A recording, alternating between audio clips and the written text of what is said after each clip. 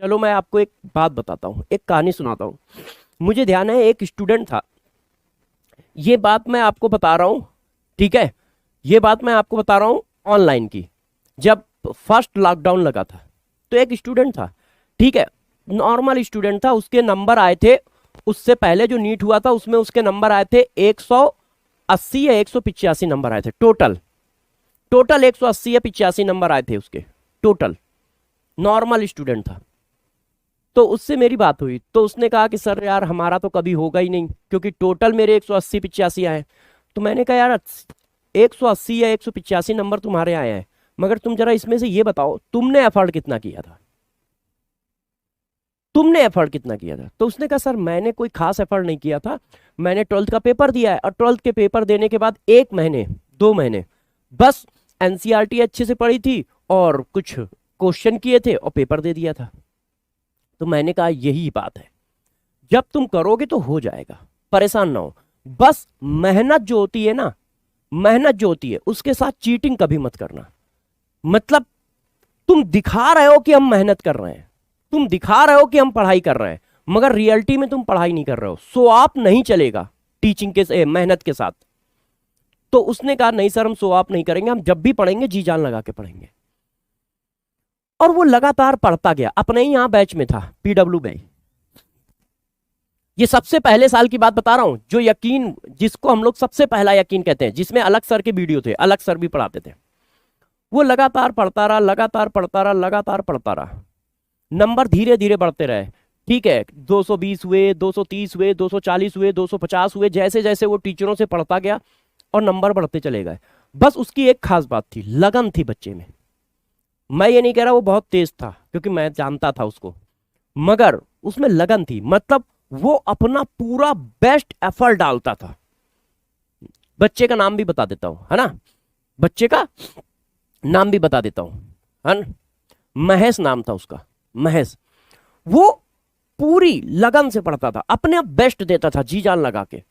धीरे धीरे पढ़ता रहा, पढ़ता रहा, पढ़ता रहा, ठीक है। कभी कम नंबर भी आए, 400 पहुंचे तो कभी 400 नंबर आ रहे थे, फिर लगातार 350 आ गए, 450 आ गए। मगर वो डटा रहा और टीचरों के नोट्स को रिवाइज करता गया। तो जैसे जैसे वो सिलेबस पढ़ता चला गया और चीजों को रिवाइज करता चला गया, उसके नंबर 2 4 6 10 बढ़ते चले गए, हर टेस्ट में बढ़ते चले गए। जब लास्ट तक पहुंचा तो उसके नंबर आ रहे थे 580 से लेके 630 के आसपास, जो सबसे लास्ट में टेस्ट होते हैं, फुल टेस्ट। तो वो डर रहा था कि सर हम बॉर्डर लाइन पे आ गए हैं, 580 से लेके 630 नंबर तक आ रहे हैं। मैंने कहा बेटा लास्ट टाइम है, एफर्ट मार दो, पूरी जान लगा दो। मैंने कहा रिवीजन खूब तगड़ा रखना।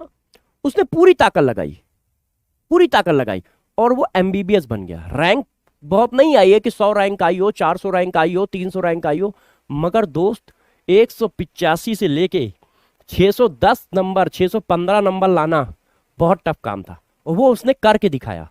मैं सबसे ज्यादा उस बच्चे को ध्यान रखता हूं।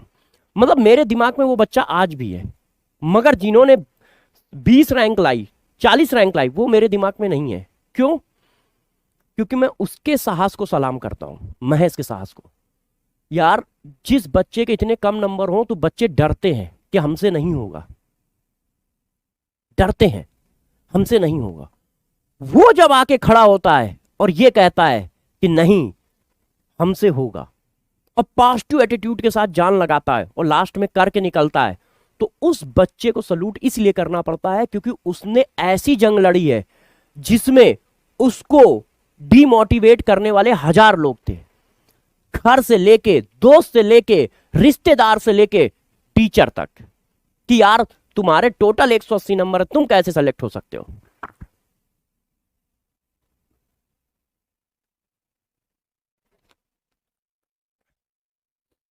तुम कैसे सेलेक्ट हो सकते हो।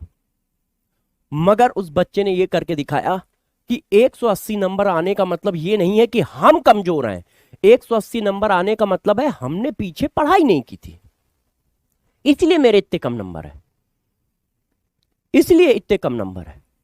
तो मैं बस इतना ही कहना चाहूंगा कि आप लोग ग्रेजुअली इंक्रीज करते रहोगे, मगर मेहनत के साथ चीटिंग मत करना, नहीं तो वो आपके फ्यूचर के साथ चीटिंग कर देगी। मेहनत ईमानदारी मांगती है, ईमानदारी से मेहनत करोगे तो जरूर सेलेक्ट होगे।